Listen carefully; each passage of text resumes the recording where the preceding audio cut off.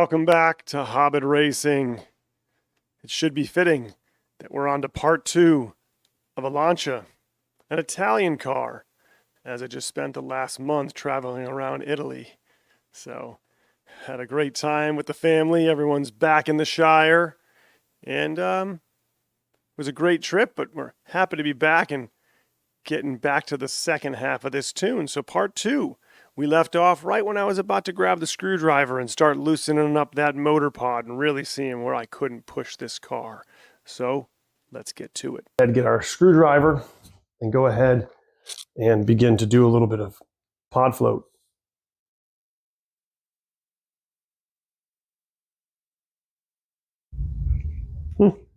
We are certainly dealing with some thunder in the Tampa Bay area. Boy, that gear lash feels so good. Oh boy. That feels so nice.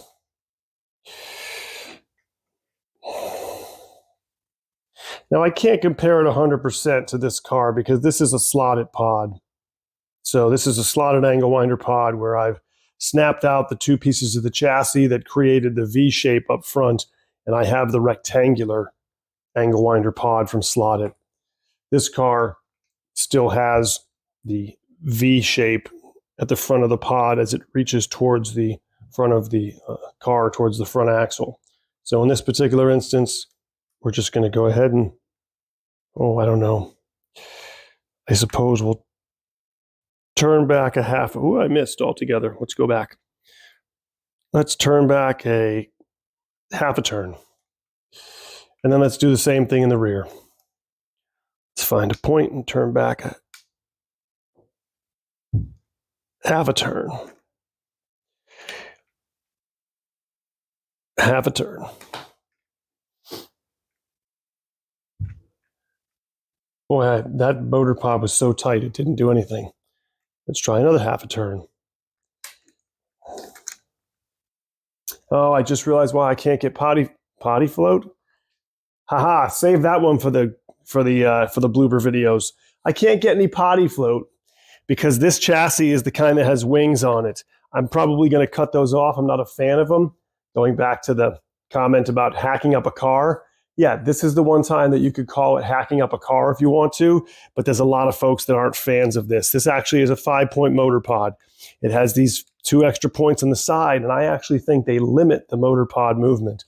So I'm going to crank these back down to where they were, at least a few turns, and I forgot that we have this set of wings on the side, so we're not going to achieve any kind of pod float unless I turn back the winged screws.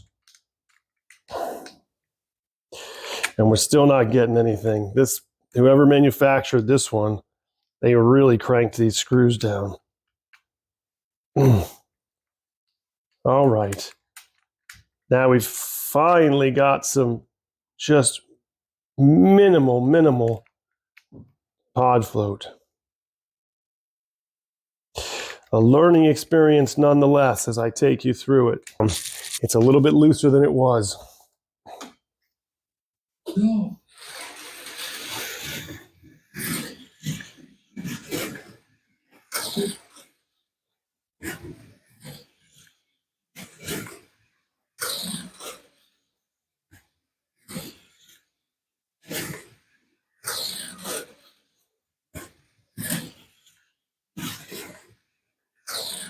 Well, I'm already about to approach 5.3. That's insane.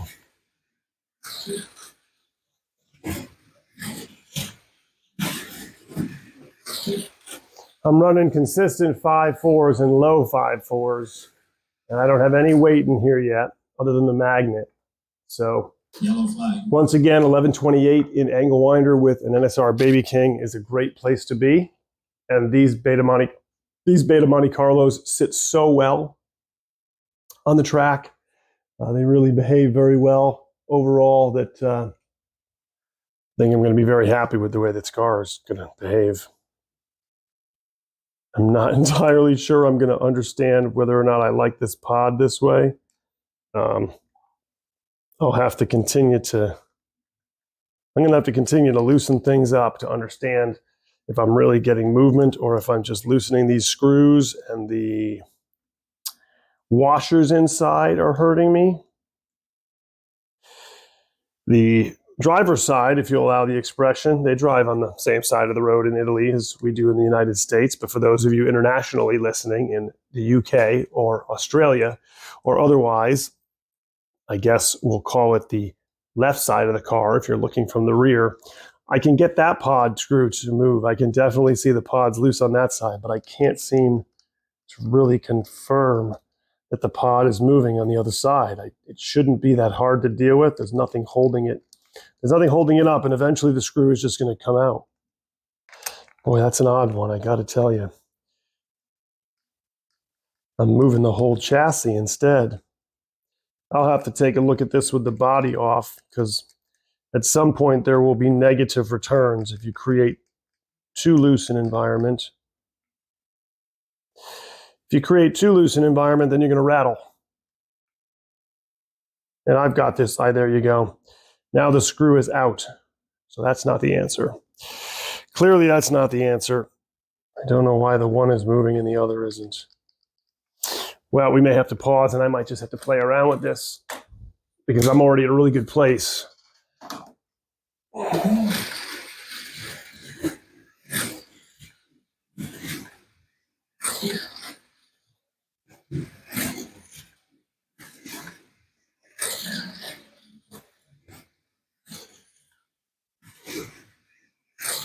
Now that's just not even fair because I just ran a 5.376.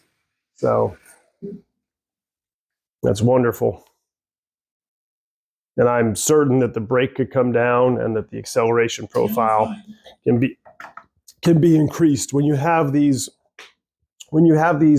high torque motors, you're creating braking power automatically because of the magnetic force on the electronics, not because there's any magnet traction on the track, just because of the simple fact that there's so much torque and the magnet is so strong. When you let off the throttle, it stops the car much faster than, say, a motor that has, a third as much torque on the magnets itself. So this is exciting. Okay, so now let's take a look at this now that we have the top off, and I will show you. You can already see all of these washers right here. There's 4 of them if I removed them. I'm sure that someone had a reason why they thought washers were necessary at the time, but we're trying to create pod float, not pod resistance. So every single one of these pod float points in between here, as you'll see that I'll deal with the last one right now, and you can see it right now, has, for, again, reasons unknown to me, a washer inside of there. And that washer is not going to help us, especially since we already have pretty decent screws. If you look at those screws, they're already non-threaded on the shoulders. So that's going to give you a great opportunity for pod float. But if you have a washer that gets bound up inside of these channels, then that's not going to do us any good. So bringing that back up and then getting it in there and then coming out. I don't know right now. I'm just trying to get any kind of float, any kind of movement in here to feel that I've got something before I put some tape in there. I'm going to strapping tape the bottom of it. And I do, but now I have a little bit of a concern, a different concern, as this motor pod tends to want to be more free on this side than it does on this side. So what I might do now is, what I will do now, I'll be taking the entire pod out and I'll be sanding and filing ever so carefully, both what we'll call the positive, we'll call the pod, and the negative being the chassis, so I can create some smoothness in there. I also recommend after you do that you could take the slightest little bit of lubricant, grease, what have you, and just run your fingers along each side with some grease. And the reason being is we want to listen to this.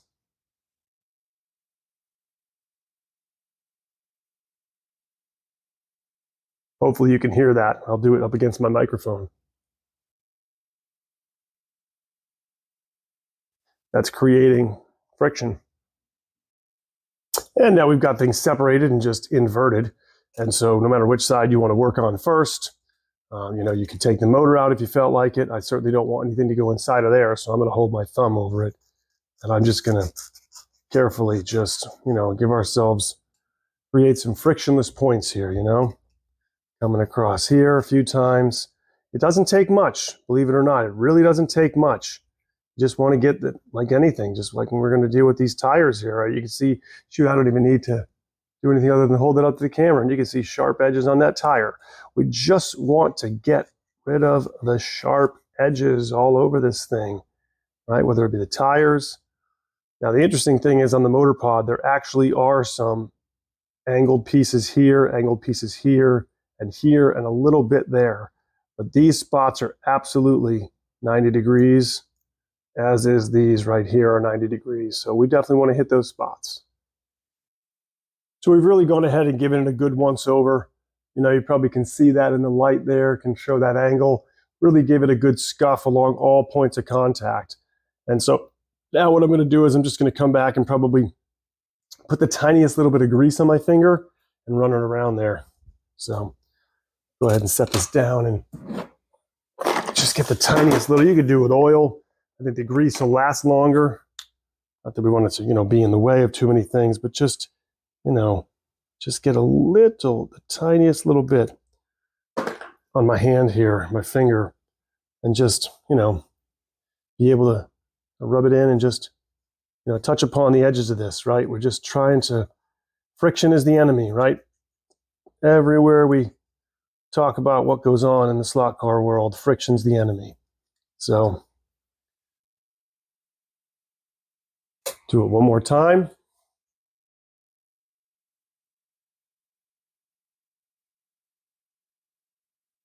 Do it one more time, and now go ahead and put some on the edges of this.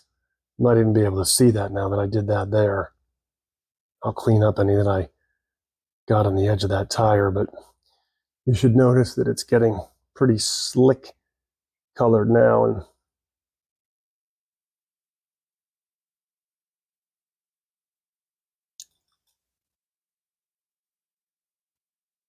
all right, nothing wrong with that.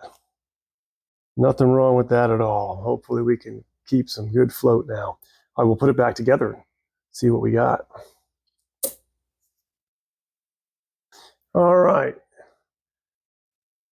And now we have definitive pod movement. Without a doubt, we have definitive pod movement in both directions. Now it's time to dampen it.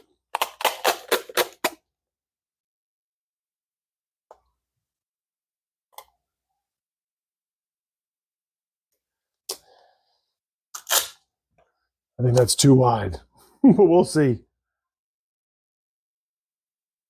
Just by a little bit. The trusty scissors.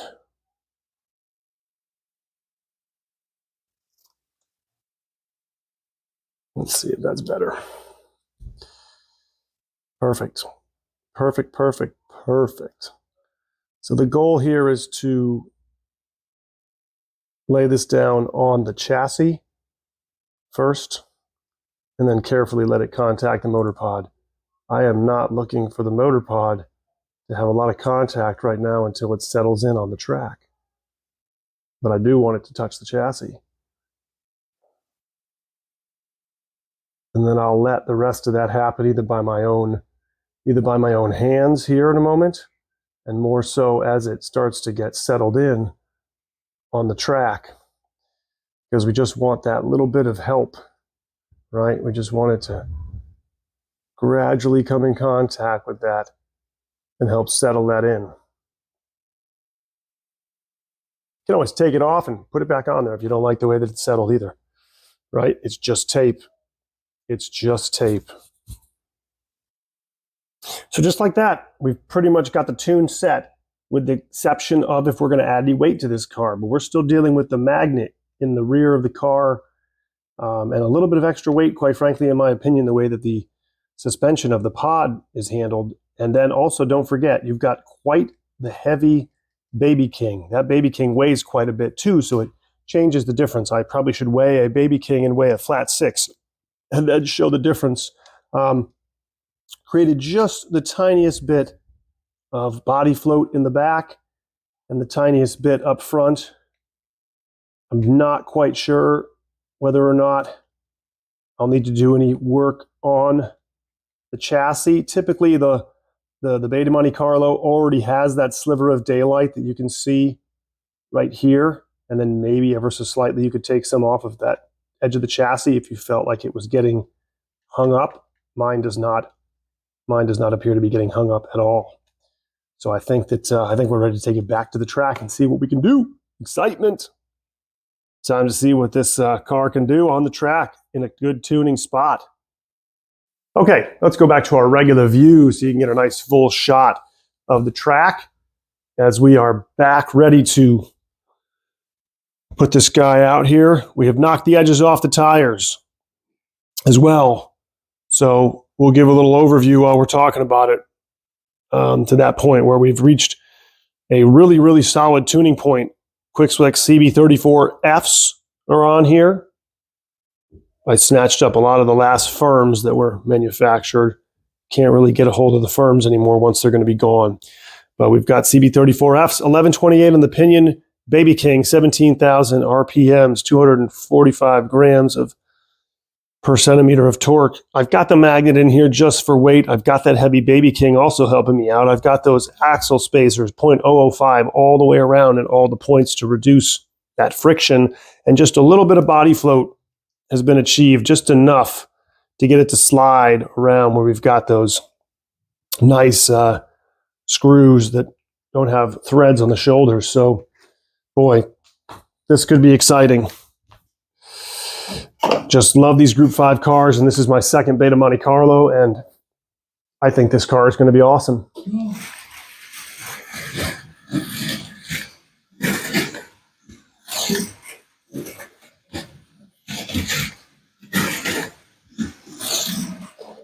Now, isn't that funny?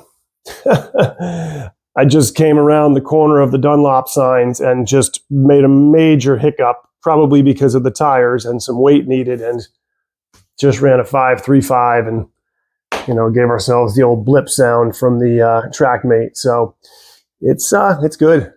Yellow flag. Whoops. Go. Not going to do myself any favors driving with the reading glasses on.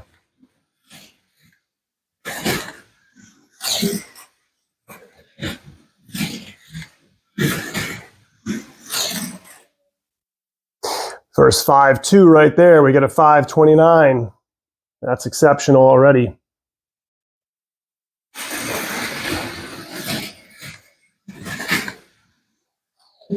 Yellow flag. Going to come back here and clean the tires a moment.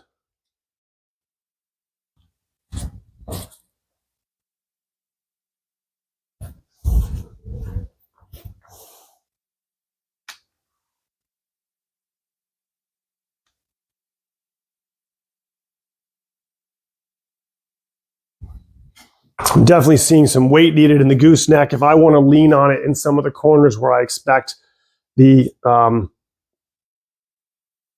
higher performance guide to help me out so that I can lean on it, even though you need to feather out of the corners as you're accelerating, you shouldn't expect in any corner to just full throttle it from the apex of the turn. I still want some help, right? I don't want that lift coming out of the front. And I haven't even, like I said, I haven't even begun to mess with the parameters on the controller. But it's hard to over throttle a Baby King because of the torque, as long as you can handle it. So I'm sure I can continue to increase the throttle.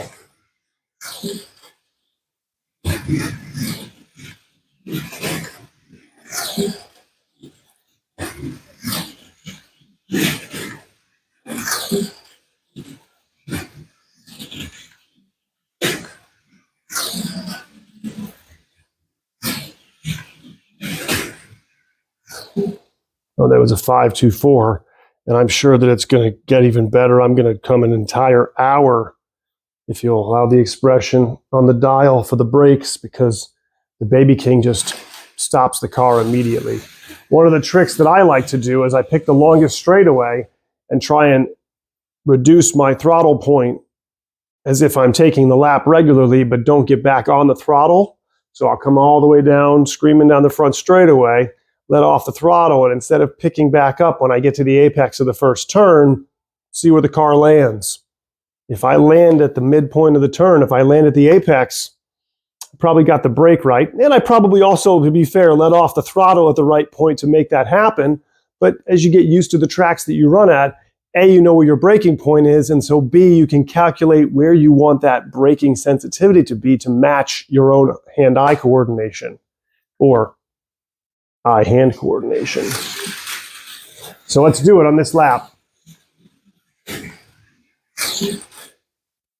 That wasn't bad. I braked a little bit early, but definitely still didn't reach quite the apex. So that was at 7 o'clock. I'm going to come down even further. So this car might run fine at 6 o'clock on the sensitivity and 6 o'clock on the brake. And what you may not be able to see due to the contrast sometimes that occurs on the television screens, I'm within 1/100th of a second of having run another hot lap right there.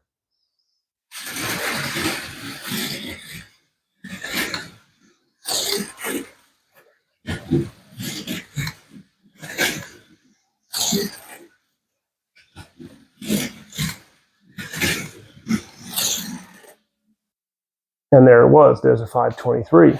So I can honestly say that this car just needs a fraction of weight. It probably needs a gram or two up near the gooseneck, and maybe it needs some weight in the back. And that would be conversely to the probability that the other Lancia Beta Montecarlo has a lot of weight in it. Probably has 4 or 5 grams spread out throughout the sides of the chassis, some in the gooseneck, and maybe even some in the rear. I think I can just keep driving the doors off of this thing. Yellow flag. And why I keep stopping the track, I don't know, folks.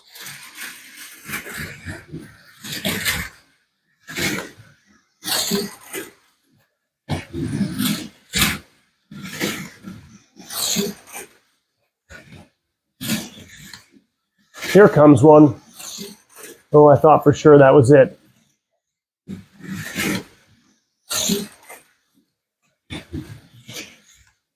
Here it comes.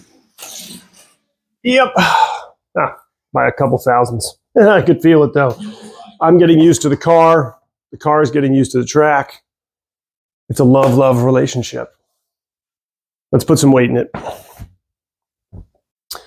So, in this case, what's interesting to note is that the Beta Montecarlo, that is my long-standing, outstanding runner in Group 5, is actually the same weight as this car is virtually after the initial tune without weight. And I believe it's because of a couple of factors. I believe it's because, number one, the magnet, right? That's right here. But number two, this pod is configured in such a way that there's so much extra plastic hanging on to things, from this T-bar to the extra little horseshoe in the back that is bracing it. There's a lot going on with this pod, right? It's a 5-point pod.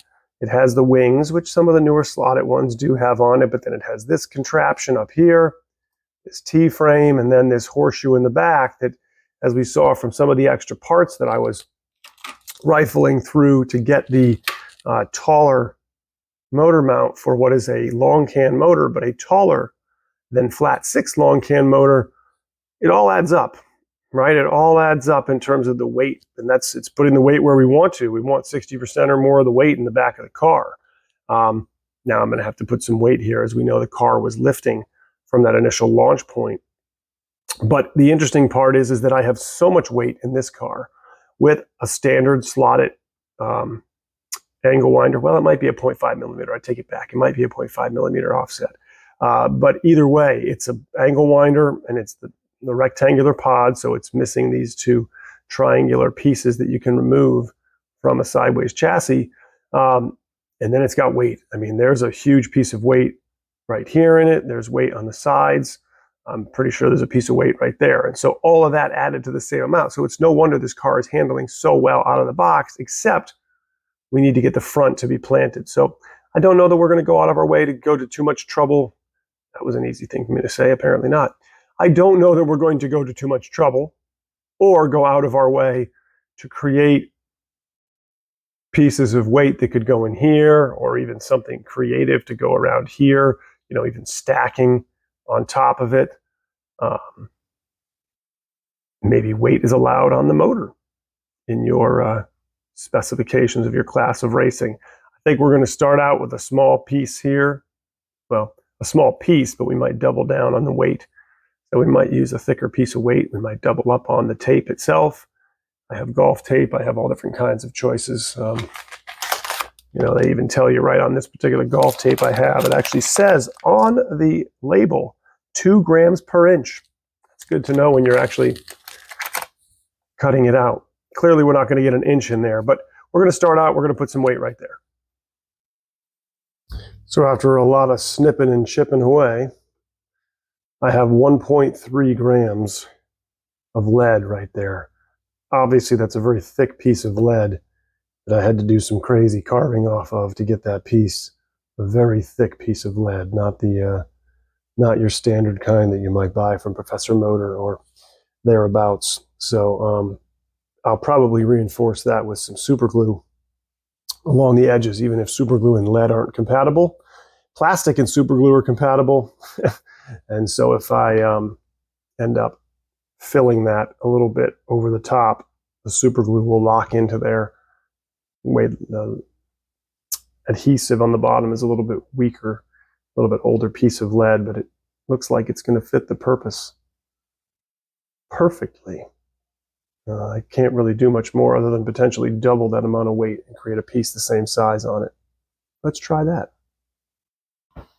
All right. So we got our weight up front here. Oh, we have a bug on the track. Come on, buddy, get out of here. And I have to apologize. Earlier, I had the settings too high for showing a monitor on screen. I had the shutter speed, which does matter for video still, depending on what you're planning on doing with that video afterwards. But I had the shutter speed far too high to have a monitor on it. So hopefully it's no longer blinking in and out, and you can actually see some times here. So let's see what we get. We've got a good bit of, not a good bit, we've got a decent bit of body float, just enough to keep ourselves moving. We've got all that pod float now that we dialed in and our dampening from the tape, and we've got that 1.3 grams of lead that it came out to be in the front, maybe just under 1.3. So if we're lucky, this could be the landing point. If we need to add some more weight to the front, we can. And if we need to add weight to the rear, we can. However unlikely that may be, seeing as we learned that this car is virtually the same weight as my other Lancia. Lancia. Yeah, that too.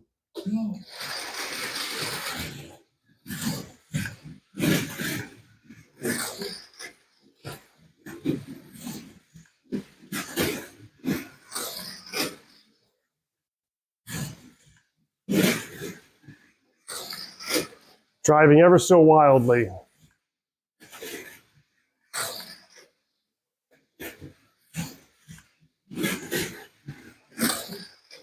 Three blips in a row, down to a 5.28. That's pretty stinking good.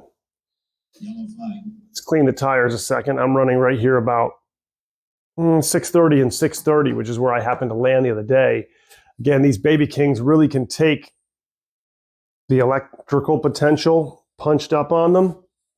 The torque, you get that rear end planted, you should be able to take off even with a low gear ratio, high gear. And on the braking side of things, while you certainly can have a situation where you may need extra braking. The Baby King's torque, as a reminder, is definitely going to provide braking power, especially with the higher gearing, lower gear ratio. All right, let's give this a shot and see if I can't hit the low twos. I'm noticing a difference already. The front of the car doesn't launch out of the slot. I think that 1.3 grams of weight could be the trick.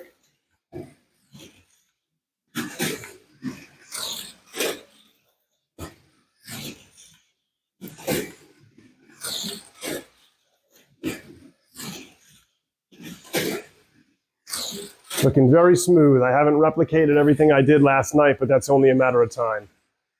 I run a 5.27. Run a 5.27, and I think last night I ran I don't know. I probably have to look at the picture. I ran a 5.23.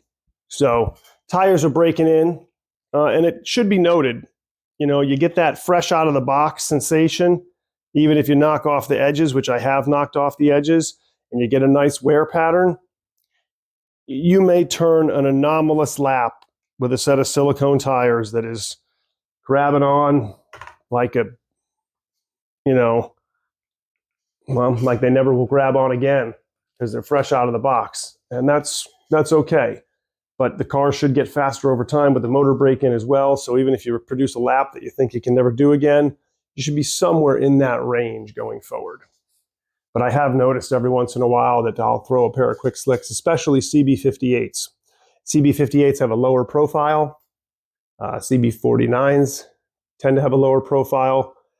They don't need to be, as the profile gets smaller, they don't need to be rounded on the edges to get those sharp edges off. And you could throw a pair of those on an NSR GT and you could set a hot lap record for whatever car you throw those on fresh out of the box. And then maybe you lose a half a tenth over the course of time, or then you maybe build it right back up as the tires wear in.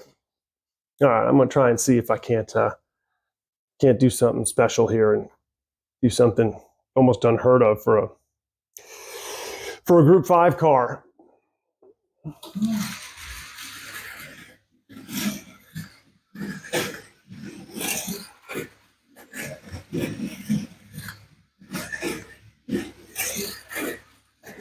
Ooh, overdriving it.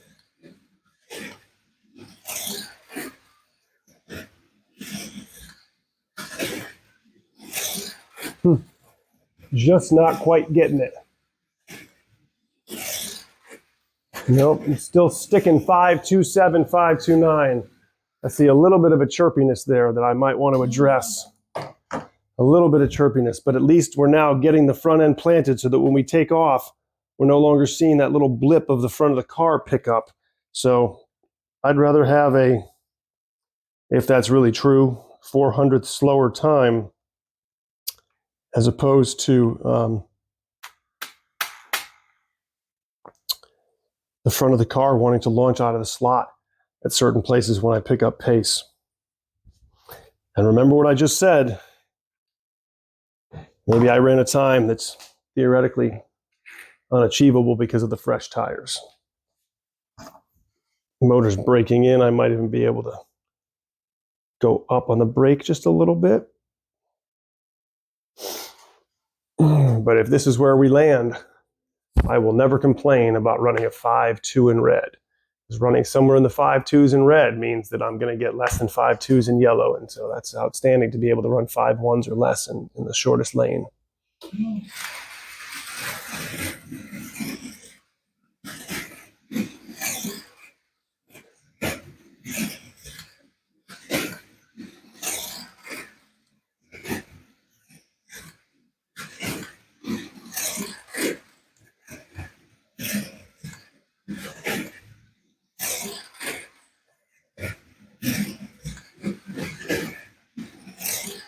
I thought that was the one, but it was a duplication.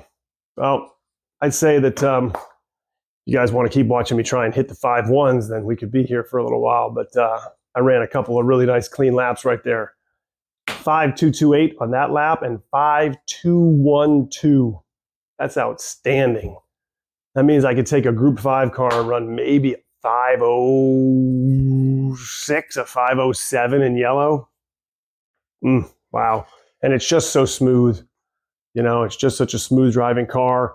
You put that NSR motor in there, you just get a different profile. You get that torque that's so wonderful. 1128, it's still the gearing out of the box, short of that crappy gear that unfortunately was missing an entire tooth. So I think it's time to put a bow on this one.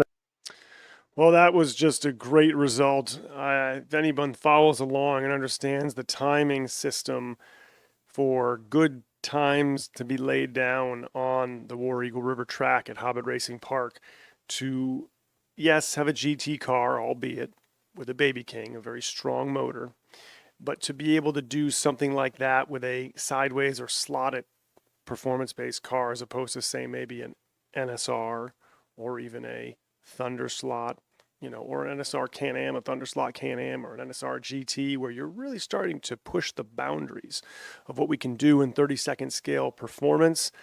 Not to say that sideways and slotted don't hold their place, but it's an exceptional car to reach 5.2s in the red lane. That means that you can run 5.0 something in yellow when the track record is 4.9 something. So you're talking outstanding. So it's a no wonder we put the spotlight on this Lancia Beta Montecarlo. It may not have finished Le Mans in 1980, but it's going to get some run here at 30-second scale. So thanks for joining me. Thanks for coming along with this journey on this Italian car, as it was quite some time in between videos from Hobbit Racing. If you like this kind of content, don't forget, hit that subscribe button. Set your notifications up and you'll know when the next video is coming out. And give me some feedback in those comments as always. And thanks for watching. If you don't subscribe to Hobbit Racing, I'll poke you with my staff. Pokey, pokey, pokey. She will poke you with her staff. Pokey!